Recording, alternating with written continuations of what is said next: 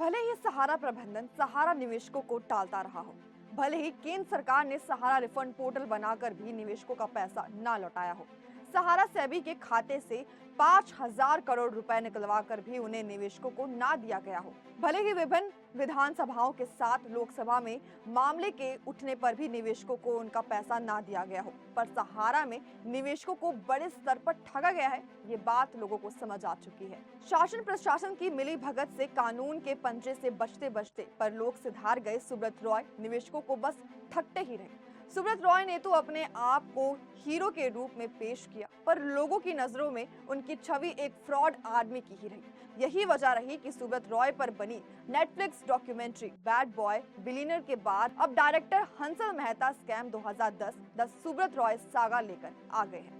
हाल ही में सीरीज का motion poster भी सामने आ चुका है। सोनी लिव पर वेब सीरीज स्कैम 2010 रिलीज होने वाली थी, लेकिन इस सब के बीच हंसल मेहता की परेशानियां बढ़ गई हैं। सहारा ग्रुप के विरोध के साथ ही scam 2010 the Subrata Roy saga अब लीगल पचड़े में फंसती जा रही है। दरअसल सुब्रत रॉय की लाइफ की कहानी के राइट्स प्रोड्यूसर संदीप सिंह के पास है। उन्होंने साल 2023 में सहाराक्षी नाम की बायोपिक की अनाउंसमेंट की थी। जैसे कि हंसल ने सुब्रत रॉय पर सीरीज अनाउंसमेंट की, वे हैरान हो गए।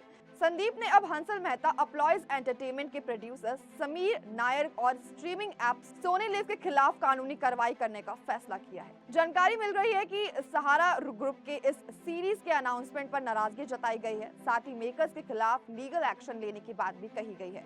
अब आखिर क्या है इसके पीछे की इनसाइड स्टोरी, चलिए आपको विस्तार से बताते हैं।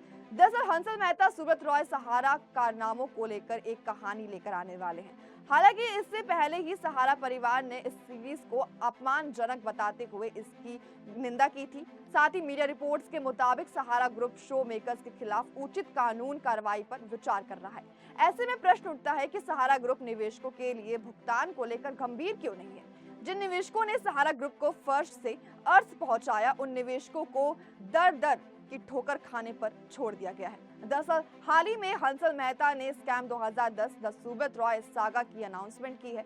अब सहारा इंडिया ने इस सीरीज के खिलाफ बयान जारी कर कहा कि सहारा इंडिया के सदस्य, शो के प्रोड्यूसर, डायरेक्टर और शो बनाने वाले बाकी लोगों के खिलाफ कानूनी एक्शन लेने का विचार कर रही है। मतलब लोगों को ठगते रहो पर कोई कुछ ना कहे ना कुछ दिखाए। सहारा इंडिया की ओर से जारी किए गए बयान में इस सीरीज को सस्ती और व्यापक पब्लिसिटी बताया है। सहारा ग्रुप ने कहा कि सेबी और सहारा के बीच विवाद अभी भी सुप्रीम कोर्ट में लंबित पड़ा है और उस वक्त मामले की कार्यवाही को प्रभावित करने का कोई भी प्रयास कंटेम्प्ट ऑफ कोर्ट होगा। इसके अलावा ऐसे कृत्य आपराधिकता की श्रेणी में आएगा।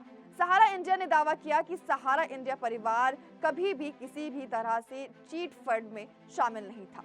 जानकारी मिल रही है कि scam 2010 the Subrata Roy saga जल्द ही सोनी लिव पर जारी किया जाएगा। हंसल मेहता ने scam 2010 the Subrata Roy saga का मोशन पोस्टर भी जारी कर दिया है। मोशन पोस्टर में एक शख्स स्टेज पर खड़ा हुआ दिखाई दे रहा है और उसके सामने हजारों लोगों की भीड़ जमा है। अपलॉयज एंटरटेनमेंट द्वारा प्रोड्यूस की जा रही web series scam 2010 Tamil Bandyopadhyay की किताब सहारा द अनटोल्ड स्टोरी पर आधारित होगी। वहीं आपको बता दें कि आखिरकार सुब्रत रॉय है कौन।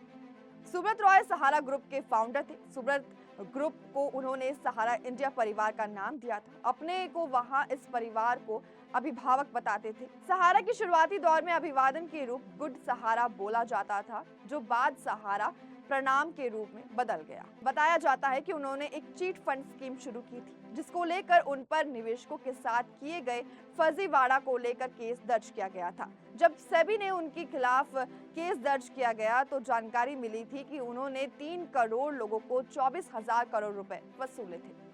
सुब्रत रॉय का राजनीति और बॉलीवुड जगत से काफी गहरा संबंध रहा है।